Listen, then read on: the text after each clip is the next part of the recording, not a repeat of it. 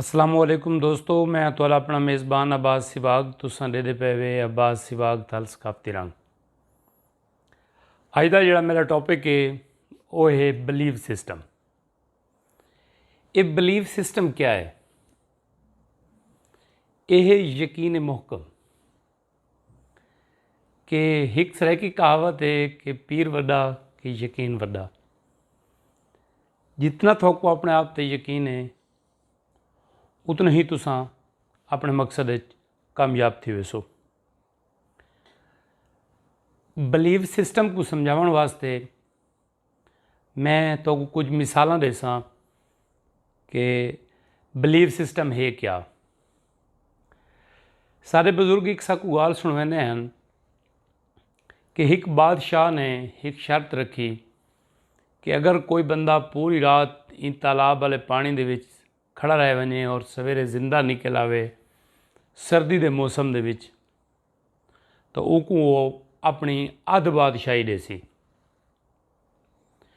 बड़े सारे लोगों ने कोशिश की थी, लेकिन जेड़ा भी वने सारी रात पानी दे विच कोई ना तक सके। कोई 4 घंटे, कोई 2 घंटे, कोई 6 घंटे बाद वो फ्रीज थी वने, जम वने, वो फौत थी वने। एक बंदे ने आख्या कि यार मैं कर गिनसा। उन्हें कि भी तू किवें कर गिनसे? उन दोस्तों को आखा कि थोड़ा जिहा कोऑपरेट करो, तुसा उन तालाब तो थोड़ा जिहा दूर फासले ते एक भा बाल के रखो। उन्होंने आखा कि इसका क्या फ़ायदा थी सी? उन्हें कि इंशाअल्लाह फिर थोकू यकीन नाल पता लग वे सी कि इसका क्या फ़ायदा थी है।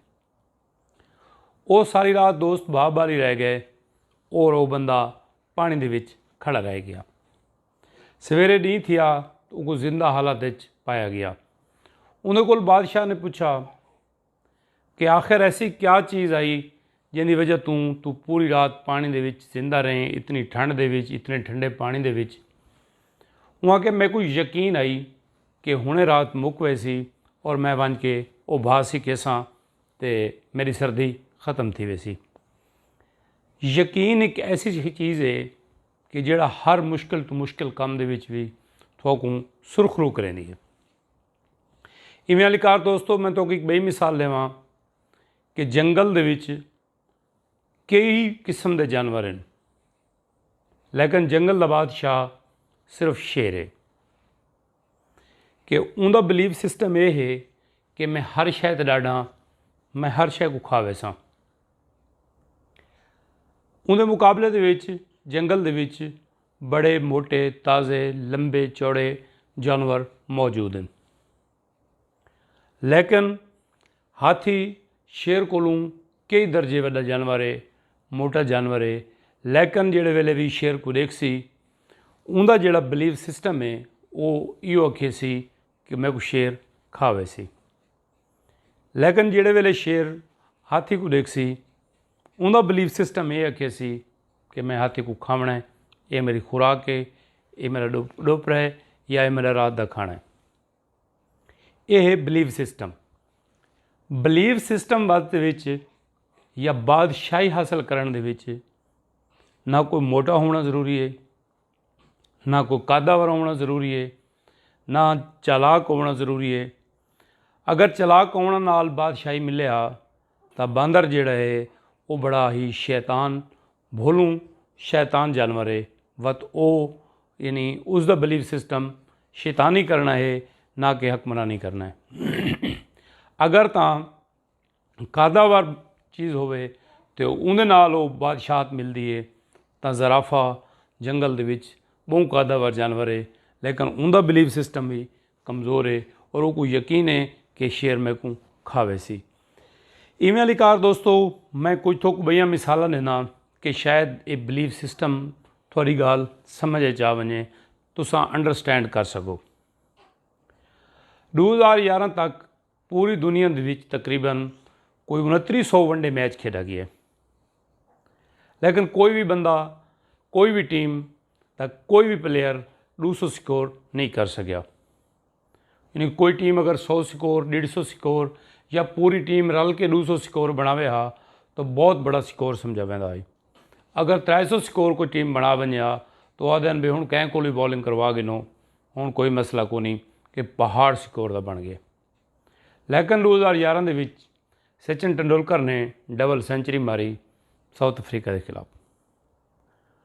लोगों ने अप्रीशिएट किया कि सचिन तेंदुलकर ने एडा वड्डा कारनामा किया है कि एक मैच के डबल स्कोर कर गए, डबल सेंचुरी कर गए। पहली डबल सेंचुरी बनने ते 2900 वनडे लगे, लेकिन ठीक 250 वनडे के बाद वीरेंद्र सहवाग ने 200 स्कोर बना के सचिन तेंदुलकर का रिकॉर्ड तोड़ दिता कि सहवाग के जहन ये गाल बह गई कि अगर सचिन तेंदुलकर बना सकता है तो मैं भी बना सकता।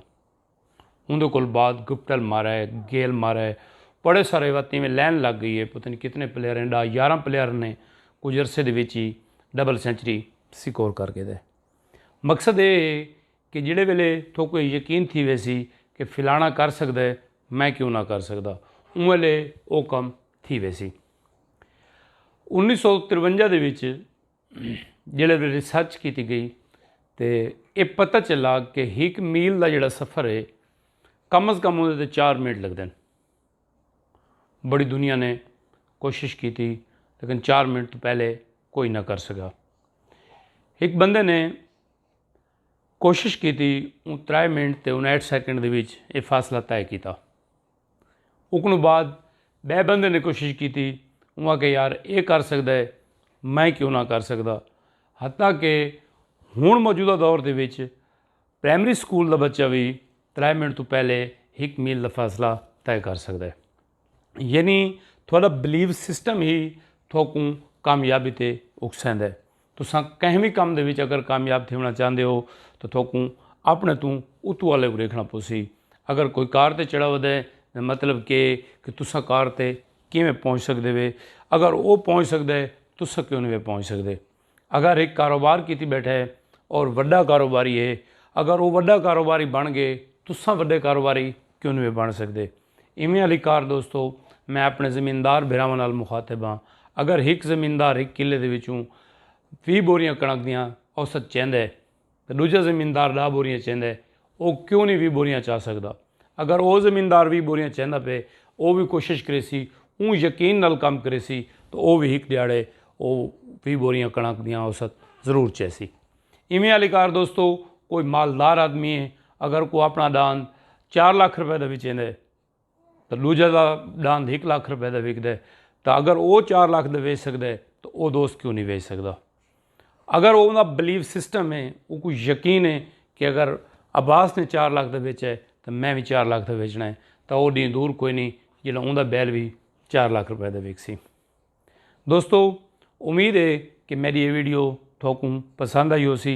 अगर मेरी वीडियो अच्छी लगी होवे तो दोस्त और फैमिली मैंबर के नाल ज़रूर शेयर करे सो, तो सारे चैनल को भी ज़रूर सबसक्राइब करे सो।